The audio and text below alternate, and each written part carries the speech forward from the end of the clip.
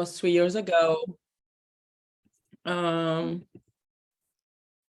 What else? Daily audio Bible. Yeah.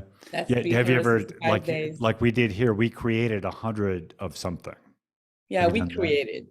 Like we did something consistently for 100 did days. something made 100 separate like broadcasts or whatever. Yeah. It's something that's to be commended because a lot of people don't stick with it. And I thought, well, I guess we're gonna break the news to everybody in case they had figured out if somebody's been following us for the past couple of weeks. We're talking about rebooting the format of this, and we decided that we're going to start the week of, it'll be January 18th, right? January 18th. Wednesday, January 18th. Yeah. And we're going to do it in a little more structured way where we have a specific subject we talk about, and we'll broadcast that and publicize that beforehand. So that's kind of our next stage in the evolution. Yeah, and it's going to be weekly instead of daily. Yeah, it'll be a weekly show instead of a daily show. One of the things that I was thinking about as we close this out that I like that we didn't talk about this on the air so much, I don't think, but I do like the idea of when we're collaborating, when not just you and I, but just in general, when you're collaborating with someone, if you have an agreement as to where the collaboration is, like, okay, well, this is the scope of what we're doing right now. And then at the end of that, we decide if we're going to continue, what it's going to evolve into. So I always like to have an endpoint with that, which is, and I'm thinking about that with like my coaching relationship. And, when we coach people, we have an agreement that lasts for a certain amount of time and then we're done. And then they decide if they want to continue. So that's kind of an interesting thing for me to think about, is like, it's nice to have an endpoint, but, well, I don't know. I'll let you talk about something there, because otherwise I was going to go into this whole long story about that. Yes. Yes. Yeah. And okay, so I love that we have the commitment. We started somewhere. We didn't know how long it would take. We just said, hey, how about we do that? And I love that we've been doing it consistently. And this is episode 100. So I want to acknowledge you and acknowledge myself. Yes. And congratulate us for committing. Because that is a big, we'll pat ourselves on the back, so that. Yeah, just a commitment, commitment of doing it consistently. Yeah, especially with a daily thing. And what it shows me is that whatever you commit to, commitment is important. Whatever you commit to, you can really make it happen. You have a reason to make it happen. So it's good to have a commitment. It's good to have an accountability partner, because I never wanted to let you down. So even the days where I didn't feel like being live, the same. I would still show up because I have a commitment with you. Yeah, but it also is, and again, I'm speaking of our relationship, but in general, if you have somebody who's going to hang with you through that and going to commit to that, it's like, I can see wherever we've known each other for basically since we started this, right? Maybe a little bit before, but it's like, if you get with somebody and you're collaborating and there's a commitment and you do something that's involved like that, then that increases the likelihood that, well, this is going to be a long-term relationship in some capacity. And I know, like in the Ultimate Coach Facebook group, which is where we met, a lot of people in there talk about, well, this is a 20-year commitment that we're doing, right? So yeah. I think that the important thing here is, as you said, the commitment. And what I was thinking, as you were talking, you and I talked about it. We both listened to Brooke Castillo, and you introduced me to Brooke Castillo. And she talked about that concept of 90 days relationship. And we can talk about that. I think that's very fun. I want to mention it because I also listened to two other, guys that are great. It's Louis Hose.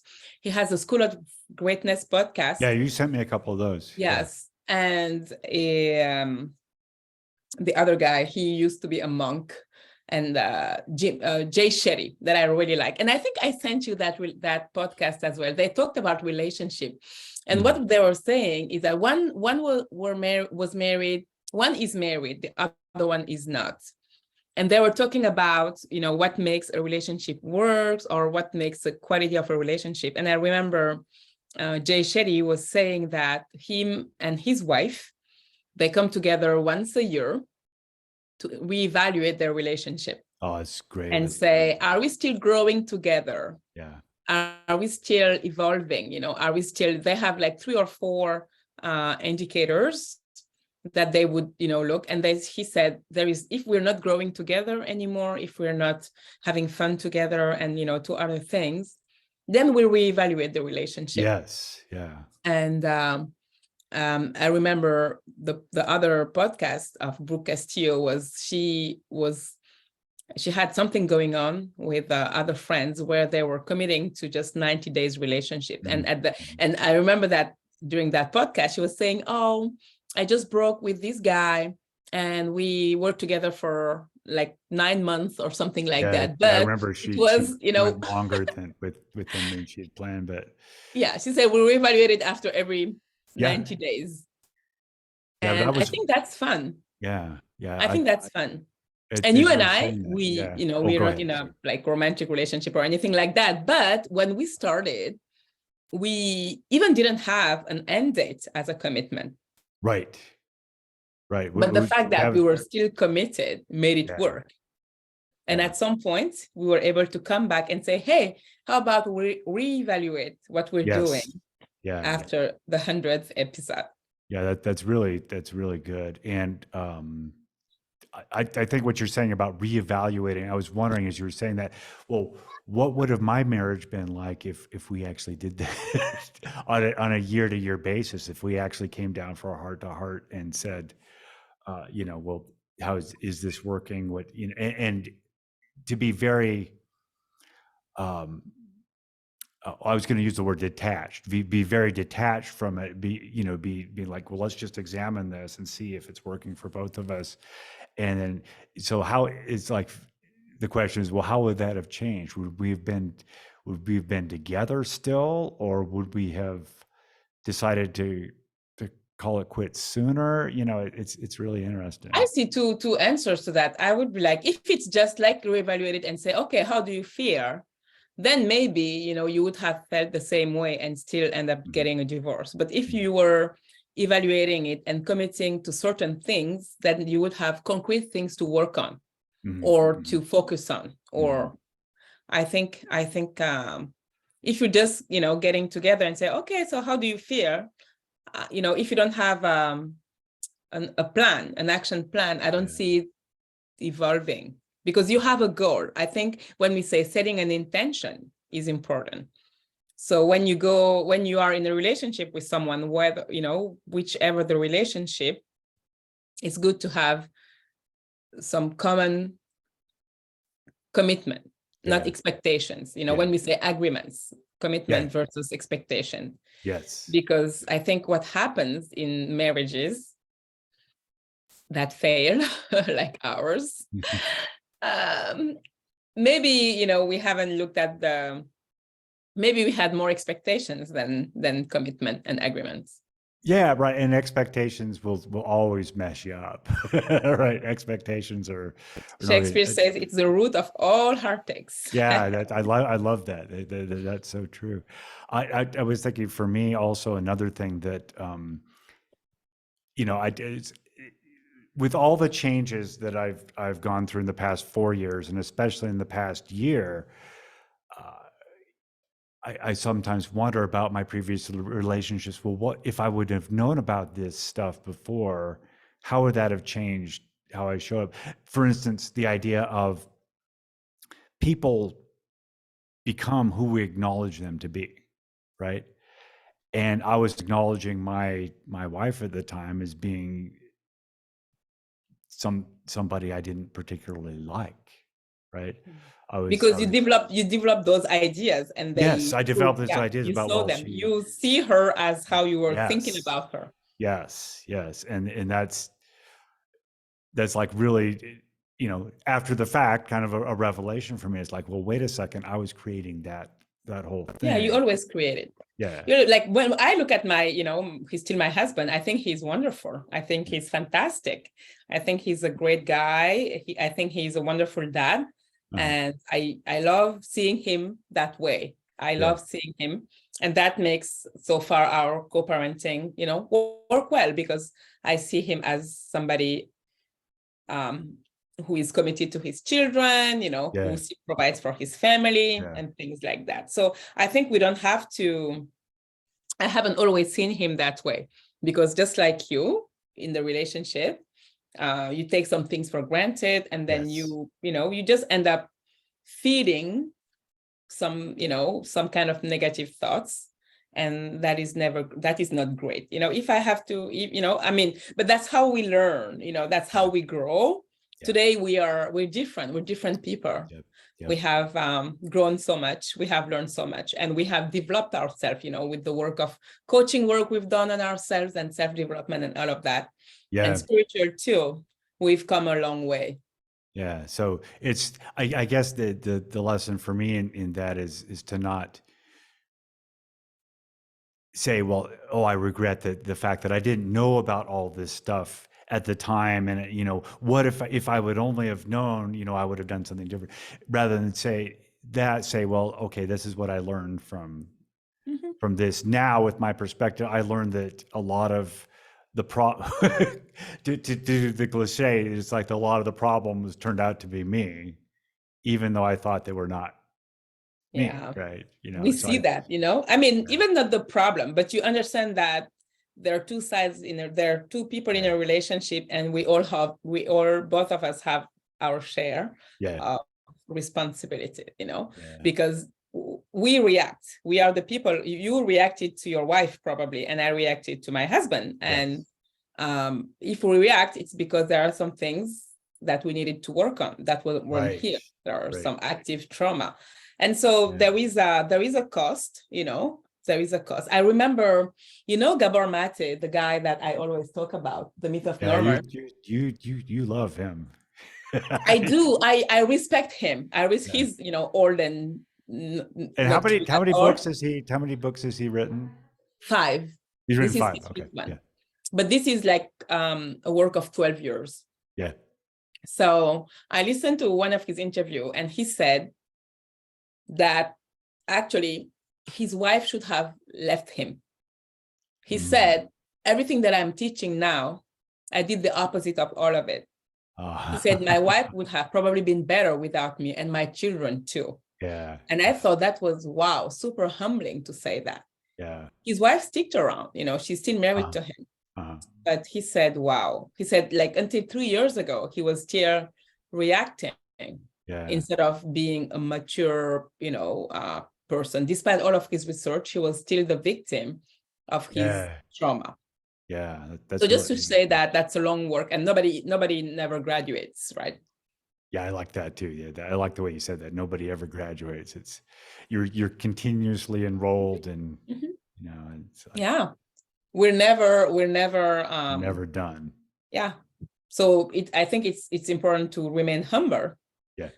Because sometimes we think we really know.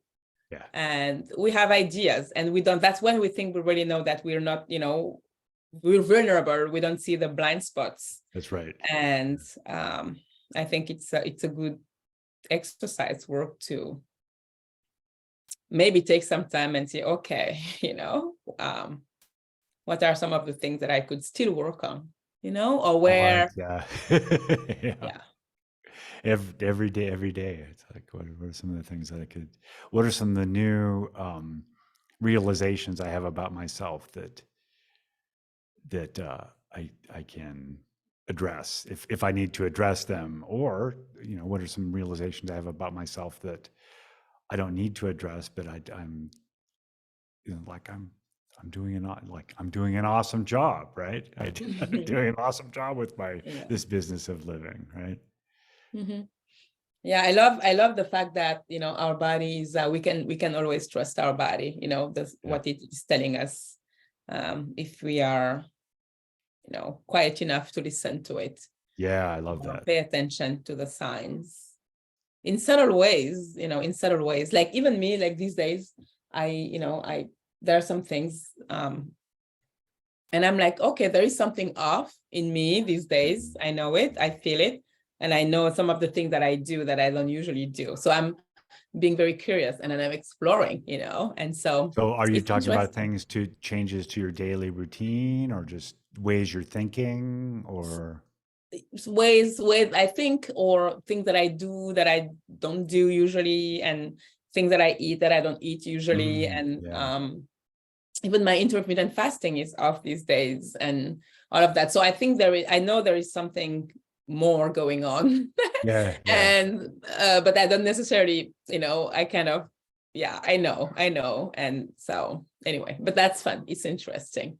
But to be curious and to notice, and just to not necessarily to jump and tackle it as I usually do, but I'm being more curious and allowing myself more to be in that moment too. To be in the moment, and also, like I always refer back to and say, is it's like to be in the moment and to be the loving observer of what you're experiencing, rather than being dissatisfied with it, or disappointed in yourself. Yeah, or just to want to correct. You don't know. It's teaching me something. So it's funny because it's with curiosity. I'm approaching it with curiosity because my life is great. I'm happy and my kids are great, but I know there is something off, and I'm approaching it with curiosity and like, okay, let's explore it even more. Or let's just be curious. Let's see, allow yourself, I don't know, this or that. And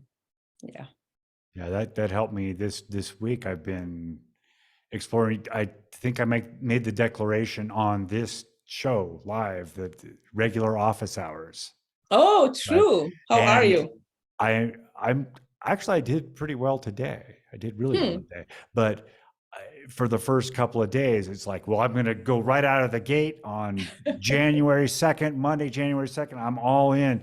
And my brain offered me a lot of resistance to that. Resistance? A lot of resistance to that. And it's like, well, no, I've got to maintain the routine that I've established for myself, because I'm very rigid, and I'm very religious about that routine, and I'm serious about that routine, and it's a non-negotiable, right? And so it's like, well, no, I can't do this first thing in the morning, because I have these other things that I've been always doing, and that's the way I live, and that's the way I operate. So it was really interesting to have the capacity to observe myself, say, oh, James, look at that. You're offering some resistance to that. And I bet the next thing you might do is say, well, I blew it 2 days in a row, so I might as well just hang that one up.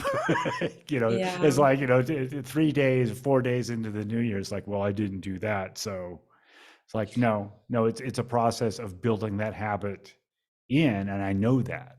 I know that. And maybe your body also wants to say, not too fast, not too fast. He likes, the body likes little changes. They say, if you want to sustain something, you don't go radical, you don't go drastic. It's one little change. You practice it for, like, maybe you could say, in the morning, I'll have office hours.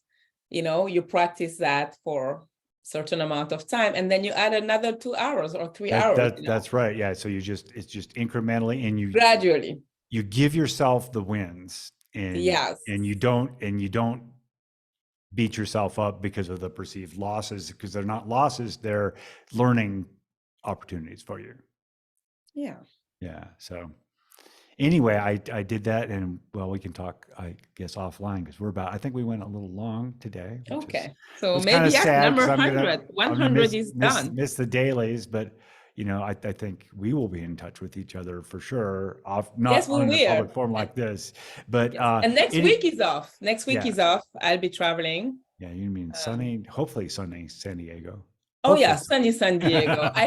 We've been having, maybe that's why also I'm off, because I love the sun. Yes, but it's been rainy and gray for days. So I'm good. I'm ready for some San Diego sun and all of it. Yeah. So anyway, everybody mark your calendars for we're coming back. Yes, January 18th. Wednesday, January 18th, and I think we agreed that it would be 2 p.m. East, 2 p.m. Eastern, noon which Mountain. is 12 Mountain Time. Yep. And then Yeah. if you live somewhere else in the world, you can figure that out. Let us know. Maybe we could tell Pacific. Pacific would be 5 p.m. No, sorry. No, it would be 1. 11 Pacific. 11, yeah. It's 3 they're 3 hours behind. Figure it out. 11 Pacific, Yeah.